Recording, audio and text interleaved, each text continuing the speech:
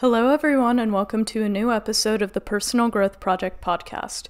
This episode will absolutely change everything for you, and if you haven't yet figured out how to stay motivated on your self-improvement journey, if you've tried multiple times to improve yourself and haven't gotten the results that you want, I guarantee this video or this podcast episode is what is going to change things for you. This lesson is literally the most valuable lesson you can come across in your self-improvement journey because it genuinely explains everything. And the lesson is this: if you're not where you want to be yet in terms of self-improvement, it's because you lack the courage to be happy. And when I first heard that made no sense to me at all. How would I lack the courage to be happy if I'm trying to be happy, if I'm trying to take the steps that it takes to get there? But then I thought about it some more, and eventually it just sunk in. So I'm going to explain something to you, and I'm going to go ahead and call it the happiness thermostat. But there are many different names for this in science. Psychologists have called it the happiness upper limit. And if you want more about this specifically, there's a book called, I believe, The Big Leap by Gay Hendricks that really goes all over what I'm going to be talking about in this video. And the other book that will help you a lot is called The Courage to Be Disliked. And that was where I first got this lesson of the fact that I was lacking the courage to be happy. And this is going to change everything for you. So when we are trying to improve ourselves, so many of us have encountered self-sabotage, which is like, so let's say you start a new diet and you're eating great for the first week, and then all of a sudden, boom, you just start binge eating again and eating unhealthy foods, or you just don't feel motivated enough to keep going. Yet when you first started, you felt so good. Like you genuinely were so happy that your life was improving, like everything seemed to be going well. You were happy, right? Like, it doesn't make sense why you would stop or self-sabotage because you were literally becoming so much happier when you were taking the steps that you needed to in order to improve yourself. And I used to have this happen so many times where I would say, you know what, tomorrow I'm finally going to change my life. I'm never going back to my old ways. And so I would start off a new self-improvement thing. Like I would start waking up at 4:30 in the morning, or I would start eating healthy, start working out. And then a week later, I would go back to my old ways, and then I would feel just so miserable and mad at myself that I couldn't keep things up. And I didn't understand it because whenever I was taking steps to improve myself, it made me feel so happy and so on top of the world. So I just didn't understand why I kept reverting back to my old ways. And what I'm going to talk about, this is the reason why people can't stick to their New Year's resolutions. And it's not because you're lazy, it's not because you lack the discipline to carry through, because we all have the discipline and we all have the ability to carry through with things. It's something much deeper. It's the fact that you lack the courage to be happy. And so as I was saying, there's this concept in psychology called the happiness upper limit, which is like your happiness thermostat, right? So with a thermostat, you set a certain temperature, and if it falls below that temperature, then your house will just kick on the heating and heat it back up. But if it goes above that temperature, then the AC will kick on and you'll go back down to that temperature. Well, happiness is the same thing. So when we're trying to improve ourselves, it's because we want a better quality of life. We want to be a better person. Like, we just want to live a more fulfilling life. And so we'll take these steps to drastically improve our lives. So right now, let's say you're at your happiness baseline and you try a new diet program, so you start eating really healthy, nourishing foods. And all of a sudden, you feel so much happier because you're no longer filling your body with junk. Your energy levels go up. You're just so much happier. And then all of a sudden, you self-sabotage, and you don't know why, but you just self-sabotage. You go back to eating junk food. You know why? It's because of your happiness baseline. This is a concept in psychology where whenever you're taking steps to become happier in life, your brain will subconsciously try to bring you back down to what it knows is familiar. So you have a baseline, and this all ties back to this idea of homeostasis. Of course, you learned in biology, the body likes to keep itself at an equilibrium. So like 98 degrees Fahrenheit for the human body. Well, this isn't like about biology specifically, but it's a very good analogy. We're kind of the same way when it comes to self-improvement.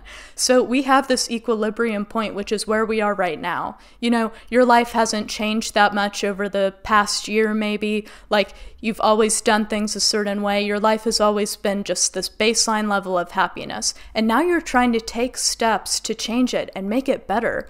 And so when you take these steps, you're all of a sudden making yourself way happier than your baseline level of happiness. And when this happens, our brains panic because we're subconsciously not used to experiencing that level of happiness and success.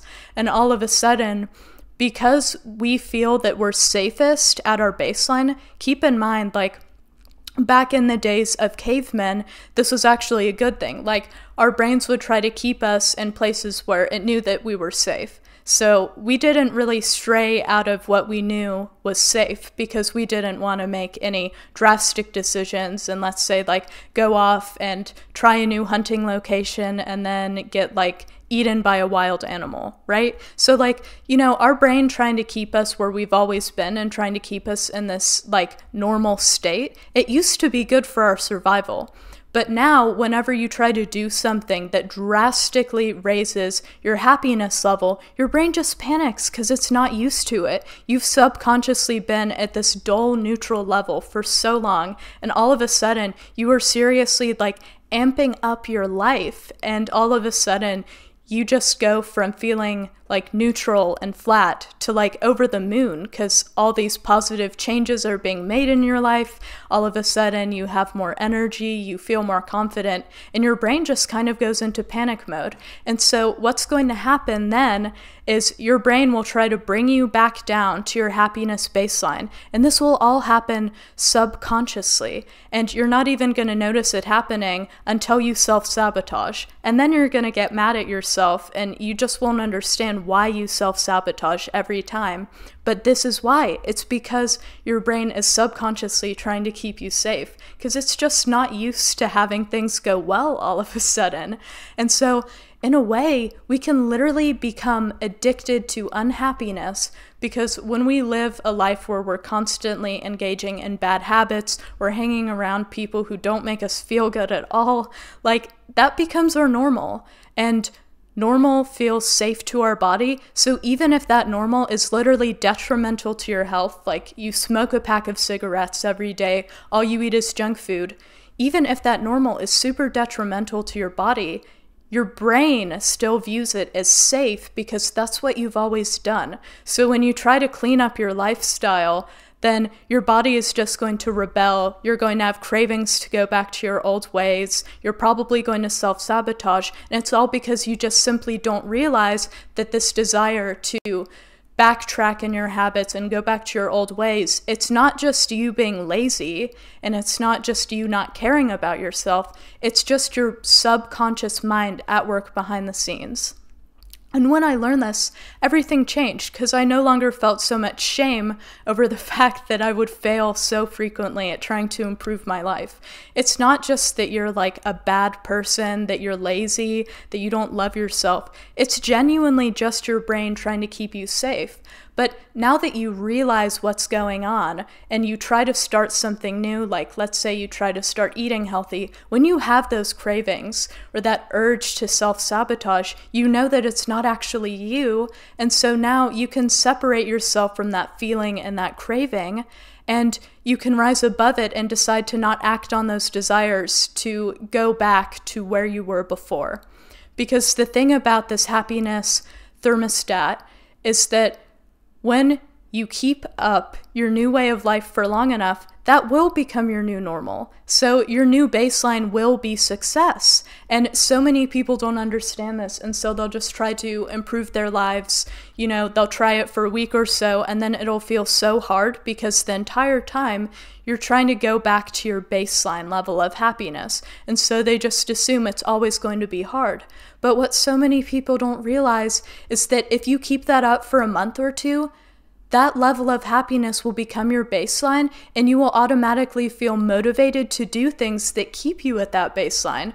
So all of a sudden, like, working out every day will become easier than not working out every day. Because as I said, though your brain often tries to keep you safe by keeping you in your bad ways that you're living in right now, that can be a good thing, because when you make good your new normal, then all of a sudden your brain will still use that self-preservation mechanism. And so when you try to stray from your new healthy lifestyle, once you've made it your new normal, it's going to be very hard to fall back into your old habits if you've genuinely made more happiness your baseline. So this is like the kind of thing that will just completely change your life. And you may be wondering where the whole part about courage comes in. So this is like the second part of this equation. I mean, the first part is your subconscious mind just working against itself.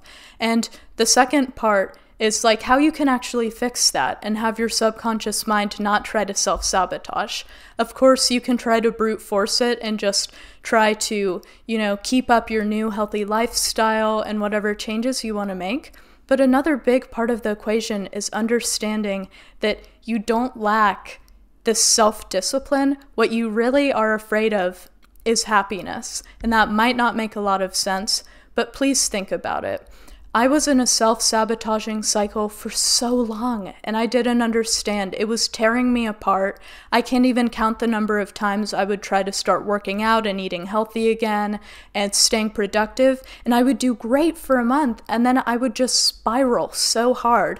I would go to like sleeping in my bed all day, watching TikTok and Instagram all day. Like, I would go from this level of super high productivity, happiness, reading self-improvement books all the time, working out, eating healthy, to the absolute rock bottom state where I was doing nothing good for my health. I was binge eating.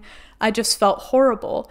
And it was because every time I would get to this new level of happiness for too long, my fear of happiness would kick in. And this will make so much sense to you. So where you are right now, this is your normal, right? The people that you have in your life, the habits that you have, the way your body looks, your happiness level, this is normal to you.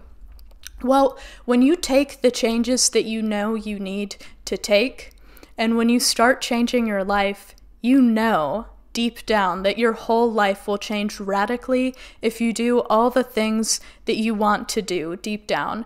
Like, let's say if you want to write a book, if you actually start that habit of writing for an hour every single day, or if you want to become a content creator, and so you start making content for an hour every day, or you want to be more confident, so you start, having cold calls with strangers every day, or clients, or something like that.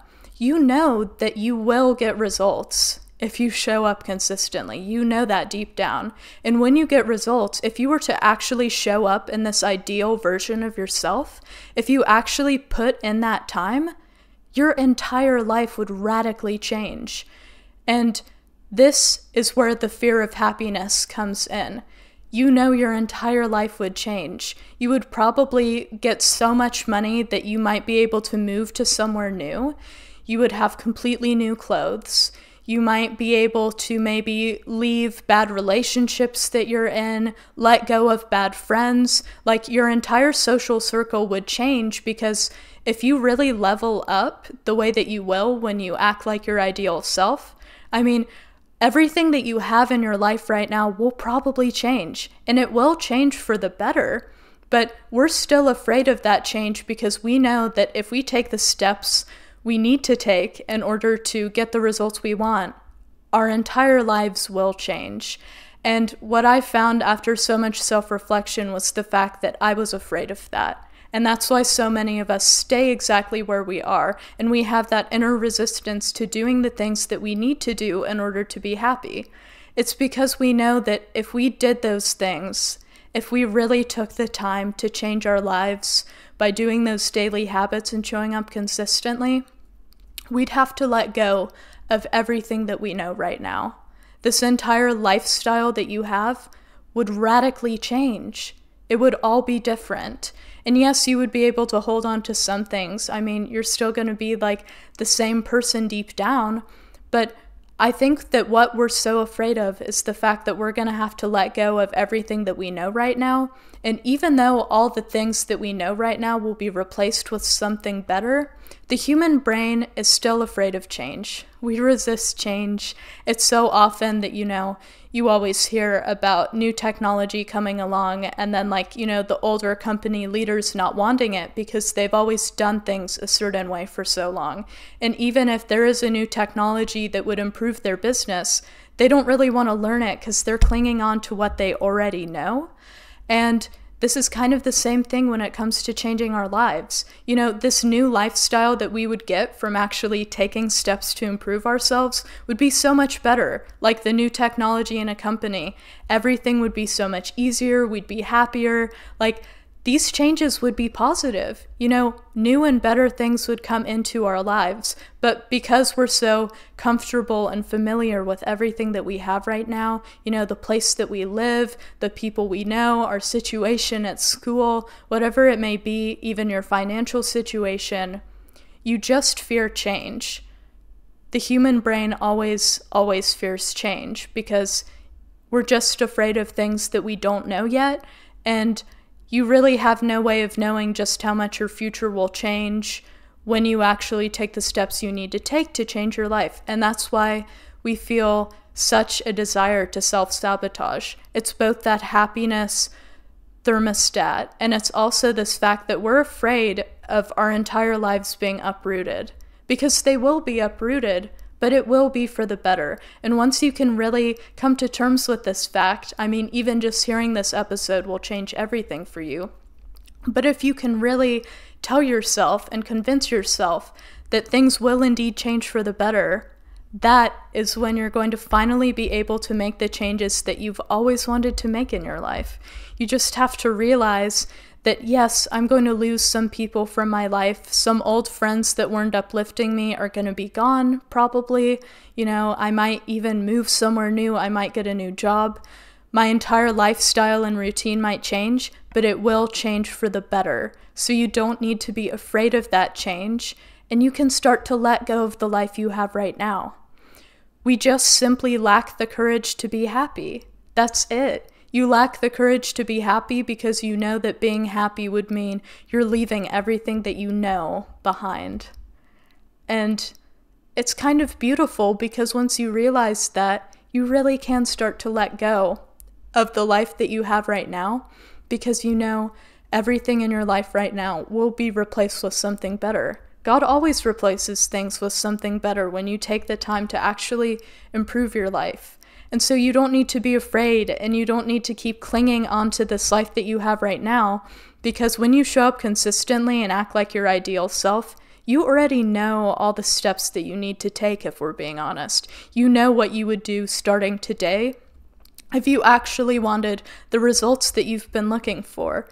And if you did all of those things every day, your life would change so radically. In every way, your life would change. But you don't have to be afraid of that change because you know now that while you may fear the unknown in this case is bound to be something better than what you have right now. And that's why I wanted to make this episode, because this realization genuinely has the power to change your life. Whenever you catch yourself having a craving to go back to your old ways, so maybe opening Instagram when you know you should be working on something, or, eating a candy bar or something when you want a better body. You know that it's not just your brain trying to trick you. It's not the fact that you're just lazy and you naturally have a tendency to do things that are bad for you. It's none of that. It's just the fact that one, your subconscious mind is trying to keep you at your happiness baseline. And two, you fear the beautiful changes that would occur when you actually take the steps that you need to take in order to get the results that you want. Subconsciously, you fear this change, and you fear the fact that, maybe if I don't open Instagram this time, and if I keep working on the book that I'm writing, that book will be released, and thousands of people will love it. It'll make me a ton of money. I will connect with so many people. And all of a sudden, maybe I'll start getting recognized on the street. Like, that's how radically things can change when you take the efforts that you need to take to change your life. Or, maybe I don't eat this candy bar right now, and then all of a sudden my body gets better because I'm eating healthy and I'm working out. And then, because I have a natural glow of beauty and I feel confident in my body, I'm going to meet the right person, and someone perfect for me is going to be attracted to me because of how confident I am. And then all of a sudden, my life is completely going to change because I'm going to meet my soulmate, and all of a sudden I'm going to have someone with me all the time who I love. And, when you think about it that way, you can see why we're afraid of change, because those little decisions to open Instagram or to eat a candy bar can actually bring about radical change. And that's why we so often just want to go back to our baseline. It's because we know just how much our lives can change if we show up consistently. But that's also a beautiful thing, because you now realize these little decisions where you want to self-sabotage have the power to change your life. And your life will be uprooted, but it'll go to something so much better. So you just have to stick it out, and you have to keep going. You have to resist these urges to go back to your baseline, because when you do resist these urges, your new baseline will be happiness, it will be peace, it will be love, it will be success.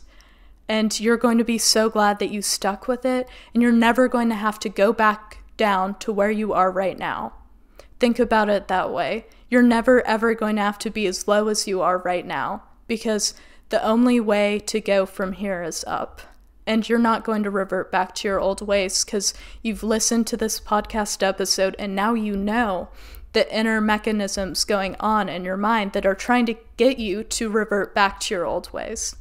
And that's how you're going to change your life, because you now know about the baseline, and you know that the only thing you lack is the courage to be happy, because you fear the radical changes that will happen in your life when you actually act as your ideal self. And so now you have all the pieces of the puzzle that you need to improve yourself. So for the rest of your life, you will be able to make lasting changes. And so I really hope that you enjoyed this podcast episode. I hope you can put it to use. Please remember this. Never forget this, because this does have the potential to completely change your life. Thank you so much for listening to this episode. If you want to follow the Personal Growth Project podcast on Instagram for little teasers and whatnot, you can follow the Instagram. It's at Personal Growth Project Official. And also, if you want to keep up with my 75 Hard progress, so I've started this challenge called 75 Hard by Andy Frisella, where you do 2 45-minute workouts a day, drink a gallon of water, read 10 pages of nonfiction, take a progress picture, and it's this awesome challenge you're doing for self-discipline. And so I'm writing blog posts every day, updating my daily progress, like what I did that day, lessons I learned, and if you want to check that out, it will be in the link tree for the podcast down in the description box below. I will also try to link the books that I mentioned, The Courage to Be Disliked and The Big Leap, I think. Those books are amazing. I've read both of them. They definitely go more in depth on what I'm talking about. So if you need that extra, kind of foundation of understanding this is the one lesson that will change your life. So I would 100% get those books and read them and take them to heart. But thank you so much for listening. Subscribe to this channel or follow the podcast if you can. Leave a like. It really helps me out so much, because we can push this lesson to more people. And when we do that, when these lessons reach more people, they will collectively raise the happiness level of the world, because even one happy person has the potential to literally change the lives of every single person that they encounter that day. We all know people who are happy and who just spread their happiness wherever they go, because their aura is so light and happy. And so when you become that person, you literally change the world, because you change the lives of every single person you come across in your day-to-day life. And so when you subscribe to this channel, when you spread this podcast, you are doing that for a bunch of other people. And when everyone starts listening to this and learning these lessons and improving their lives, genuinely, the world will become so much happier and more loving. So thank you so much for listening, and I'll see you in the next week's episode.